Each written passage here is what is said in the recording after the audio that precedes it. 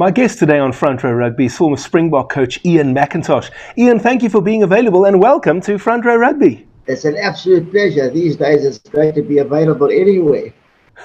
Well, you're very welcome here, I can tell you that. Let's take a look at this week's trivia question.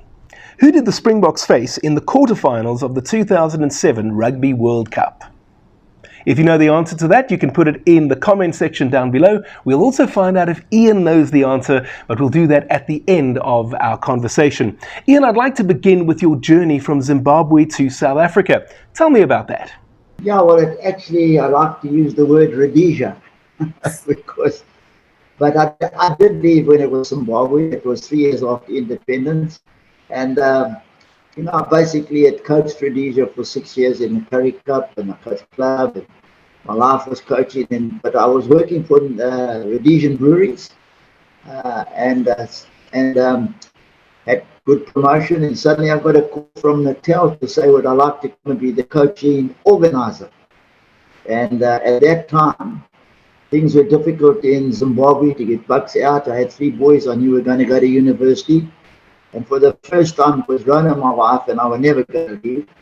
And for the first time, we realized it would be practical to actually leave and come here. And we did. And it's been great. The Natal years were very successful for you. Did you think in 1992 that you were in with a shout for the Springbok job? I never, ever dreamed to be the Springbok coach. And I'm afraid, I've got to say this, I think too many coaches today are too ambitious. It's just getting on, sometimes in any job you do, all you want to do is promotion, but you take care that you're doing the job you're doing. And I've got no time for coaches who are personal and just ambitious to coach the books. So I had no dreams of doing it, honestly.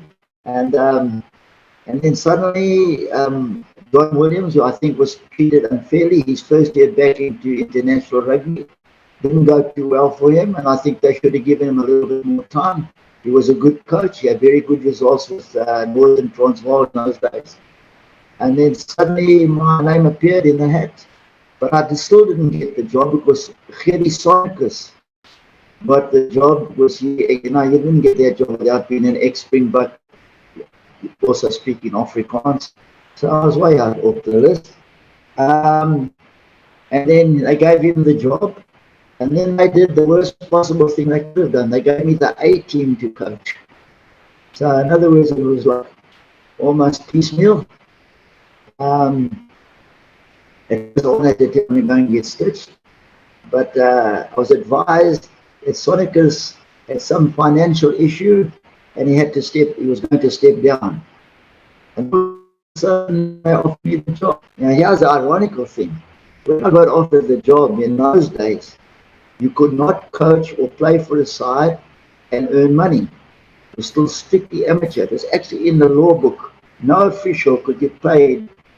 So when I was at Natal, they used to pay my salary to King Sports, and King Sports used to pay me.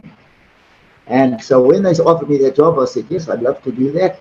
But how much? They said, what? How much? No coach, John Williams, Cecil Moss, Nelly Smith, none of them got paid. You had another job in those days and then you coached. So they came back and said, right, we'll pay you the same that you're getting at Natal.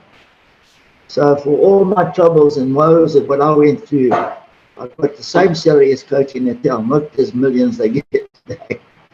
But yes, and then it was, I've got to be honest and say I never enjoyed really 1 minute of coaching. The first year maybe was good.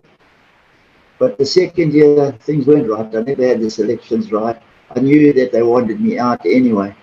Oh yeah, the point I made at when Sonicus stood down, then they had to give me the job because they'd already appointed me as the A team. I don't think they were too happy from day one about that. But anyway, I believed we had a way of playing in Natal, which I don't know if you read or know. It's called Direct Rugby, which brought us all the success with Natal. And I truly believe that we implemented that into the South African team, no one would beat us. But unfortunately, especially the second year, went well the first year. In our first test against Australia, we're champions, we beat them in Australia. But then we lost the series. We scored 7 tries to their 4, but we lost the series. But anyway, I had certain players in the team the next year who didn't want to play that way. And once you lose your changing room, which are your players, then you're finished. And then, of course, Kids Christie and had success in winning the Curry Cup. The year I was away from here. And from then on, they all became Kitch's men. So as much as it hurt me, and it was embarrassing, Kitch was the right guy because he had all those players and they played his way. And you've got to have that. But my sad part is that I only had 1 year in the seat. It sounded like two years, but I went in the May and was fired in the July. So in that period, we played France. My first test, France, 300 tests in test caps, and we had 17. I'm not making excuses at all, but we played France, we played England, we played Australia, we went to Argentina, and then we played New Zealand. Now, no coaches succeeded in New Zealand over a series, and very few in the world have.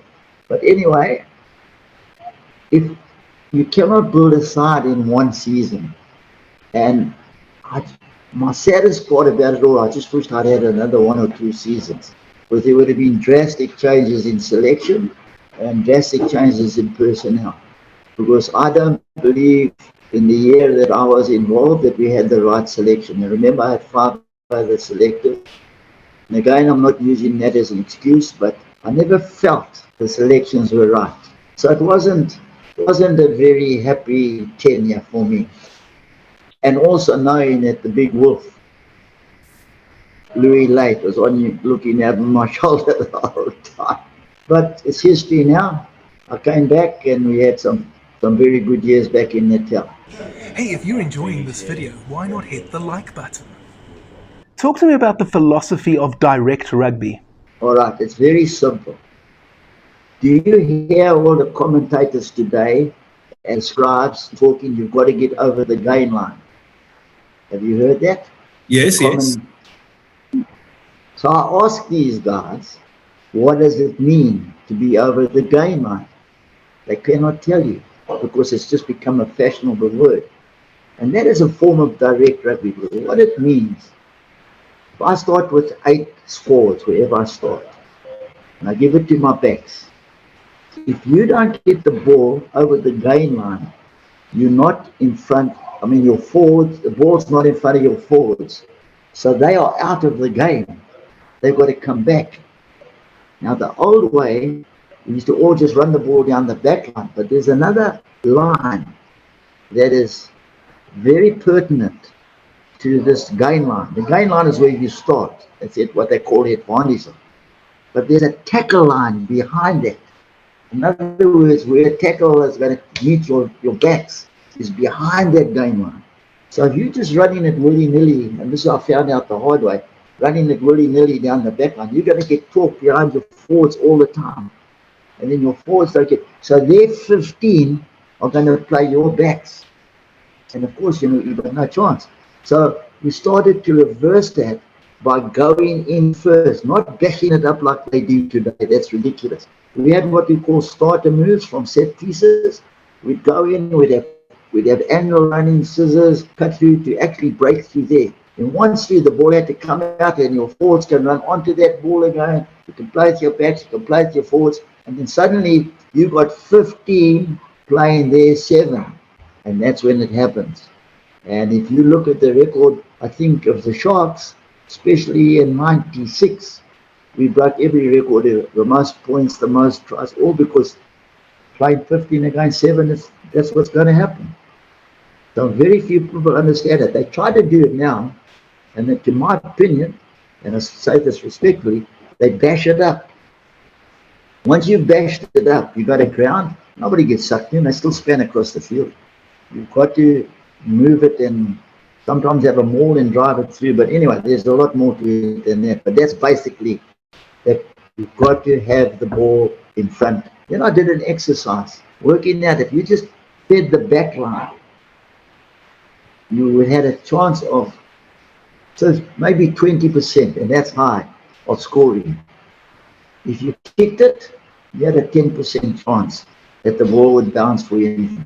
But if you went in all tries, there was 70% of, and I did this at World Cup stats for years, all tries from broken play. 70% of the tries. So in other words, go in first, make broken play, suck in the defense, then give your ball and you're running onto it. That's where and that's when I developed that in a rough form, but then we got it really tight in the end. How did you come to select Francois Pienaar as your first Springbok captain? That came because Harry Viljoen, who had come in '93 to come and work with me here, he wanted to see what we were doing on all this. And he had Francois the year before. And he said to me, make Francois your captain. He's a good one. And he was, until he decided he wanted to play his way, and that was different. But I enjoyed working with him the first year. He was very innovative. He thinks ahead of things, and it was good. And we did quite well the first year, but then, the ho-hos come in when you're not getting the results. How nervous were you ahead of that first test against France in 1993? I'm always nervous, whether I do under 13 coaching or Swiss, whatever team. I get very worked up and I'm very nervous. So yes, it was nervous. And I remember Kitch Christie, after I was fired, he came and had lunch with me and said, Mac, did you get nervous? I said, shit, tell me about it. And he said, I get so nervous. All coaches do. Some keep it within. They die young afterwards. Some let it out, like Heineken Meyer and us. We live a little longer. And how disappointed were you not to get the victory? Yeah, ironically, the first test here, we should have lost. Now, the week before that, I coached the A team in East London, and we beat that same French team by 30 points. But when we played in Durban, certain people were not in my way. And that's when I should have made changes. And we drew. Then we went to Joburg and we lost. But we played much better and we should have won that game. So ironically, we were lucky to get the draw and unlucky not to win in Joburg. Off to Australia, and we beat the Wallabies in that first test match in Sydney. What was it like post-match? That was elation. Everybody was so happy. You've just beaten the world champs, bang, bang, bang. Looked all glory until the second test came, and then James Small got sent off, if you recall, in the second test. And that was ridiculous. All he said to the referee was, why don't you give him a try? And the ref took him off. He didn't swear at him or anything. Yeah. So then we narrowly lost that one, and we lost the last test. And then the proverbial cut hit the fan. And what was Argentina like? Because a lot of the players that I've spoken to have told me how enjoyable the country was, but those midweek matches were really, really difficult because of the partisan crowds and the local referees. Well, against Buenos Aires, we had a referee. I don't forget what the penalty counts is. All they do is they kick, take the into the corner, take the ball out, drive penalty, and we lost. And when the game was finished, everybody came and hugged the referee. That was bizarre. But Derek Bevan, who I rate one of the best refs in those times, fortunately he left us in the tests, and we very nearly lost the first test again because certain players were not playing. And the second test, I dropped players. And if you recall, we won with a record score. Playing, we then brought Henry Honeyball in to fly off. It was my fly off here. And he couldn't go the next year to New Zealand, which was sad. So obviously he would have been my fly off. And I couldn't get Joel in the team. He would have also been my fly off. So, yeah. But that ended up in a very good, happy talk. Except the game against Tucumán, you must have heard about that. The big fight. Most incredible scenes you've ever seen in your life. Yeah, I actually remember that Tucumán story. I didn't watch it on the TV. My parents wouldn't let me stay up, but I remember reading about it in the paper and then obviously seeing the highlights on the TV as well in the aftermath. So on to 1994, we're playing England in a 2-match series, the first test in Pretoria, and we got hammered. What went wrong? Oh, that was embarrassing. You don't lose to the English at Loftus of all people with the avocados there. And when we came around the next year and we picked up, I knew then there was problems because at the practice, and that's another thing these coaches say, they haven't got enough time. In those days, when you played at home, you could only assemble on the Thursday before the test. We didn't have weeks of preparation like they do now. Anyway, when we got together on that first test, when we got back from the practice, I called Francois Pienaar and I said, Francois, we're in trouble. You know how many captains you had at practice today talking, we're going to do this, and we did. And he said, don't worry, coach, don't worry, we got it all sorted. Well, as you know, we got a blooming good hiding, and that is when the first time I laid down the law. And I said to them afterwards, I know I'm going to get fired, you know that, but I'm telling you I'm going to get fired playing my way, not the way you want to play. Now this week, we're going out to practice, and we had to go back down to Cape Town. And anybody who thinks they don't want to play, I want to play, let me know now. I'll bring somebody else in. And also the week before that, the guys were moaning and complaining about money. They didn't. And anyway, the next week, as you know, we went down. There wasn't a word said. We did what we had to do, and we had a record score against England in the second test in Newlands.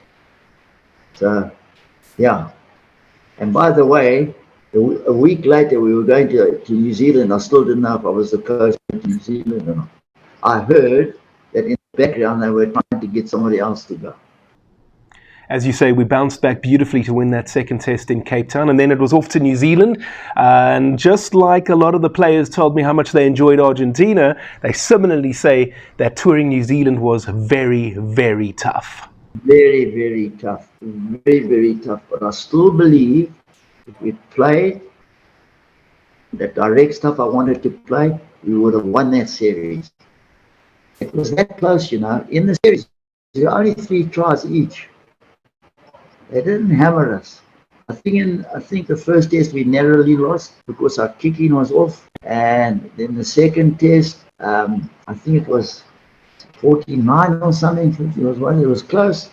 And in the last test, we scored 2 tries with their 0, but they got 6 penalties.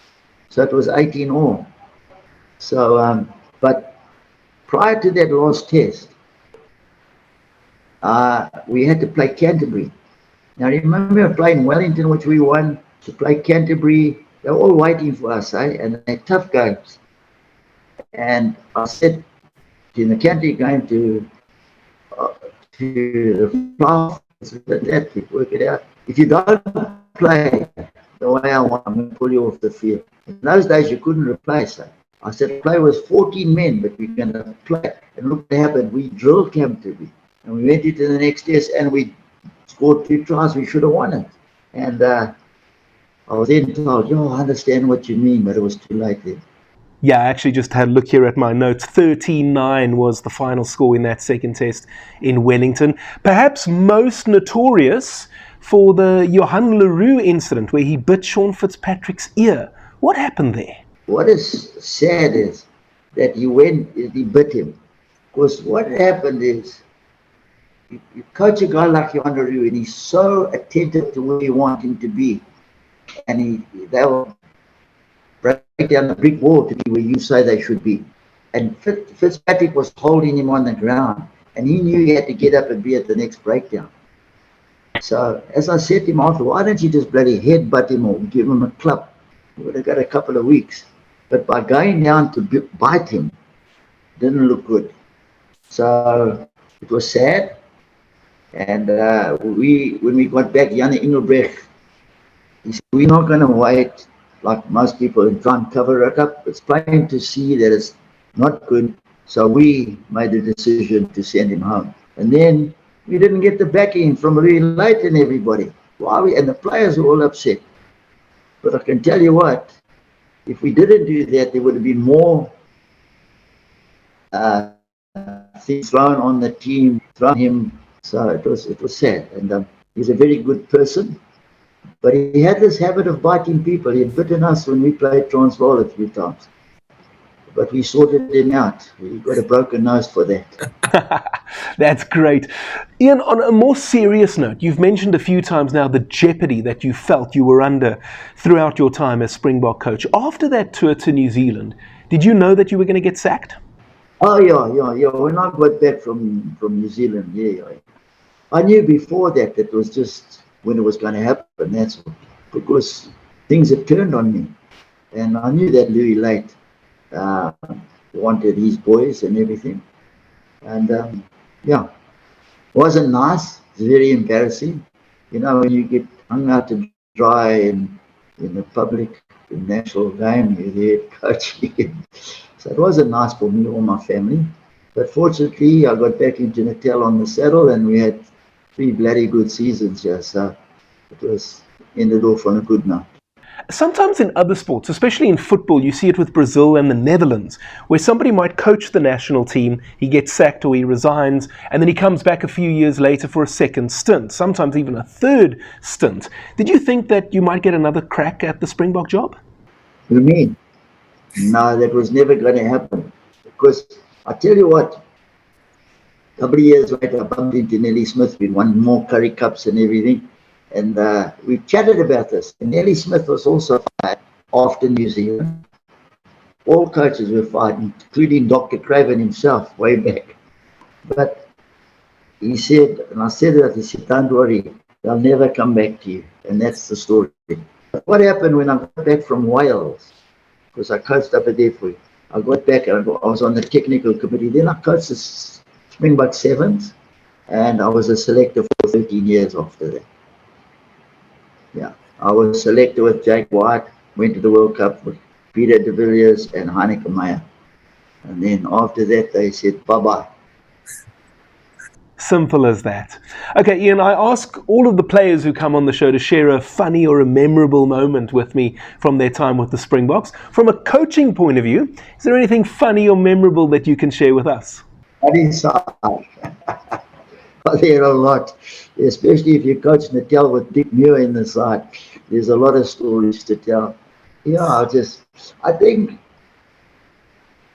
probably one of the funniest things, there's many, but I'm a stickler for time and practice. When that practice starts, if the player's not there, I'll send him home or chase him away and I'll call him back. So you've got to start with that discipline. So we were in Queenstown in New Zealand with the Sharks, and we had a practice at the local ground at 2 o'clock. But when I got there, my instinct just told me somebody's missing. And I was looking around and I said, right, and I knew it was. I said, where's Johan Allan? He's late. And as I said there was a thump behind me. And what he had done, there was, at that field in Queenstown, there are a lot of mountains. And you have this paragliding, but you have this tandem parachuting. And he'd gone and jumped with another parachuter off the thing. And he came and he landed with this parachuter right behind me. And as I said, where's Johan Allan? He said, here I am. He'd come down from the mountain. So that was a big laugh. All right, let's take a look at that trivia question again.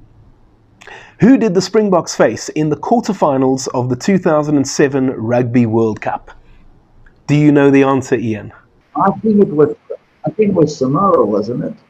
No, it wasn't actually Samoa. The correct answer is Fiji. Ian, thank you so very much for being a guest here on Front Row Rugby today. It really was lovely having you on, and I hope that we can have you on again in the future. It was an absolute pleasure, Master, and anytime when you need me, I'm available. Last time on Front Row Rugby, I had former Springbok prop Heinrich Rogers with me. You can go and have a look at that video. It's appearing on the screen right now. Next time, we'll have another former Springbok prop, the 1998 Tri-Nations winner, Adrian Garvey. Thank you so much for watching. If you enjoyed that video, why not tackle the like button? You can also subscribe and hit the notification bell so you don't miss any content from Front Row Rugby. See you next time.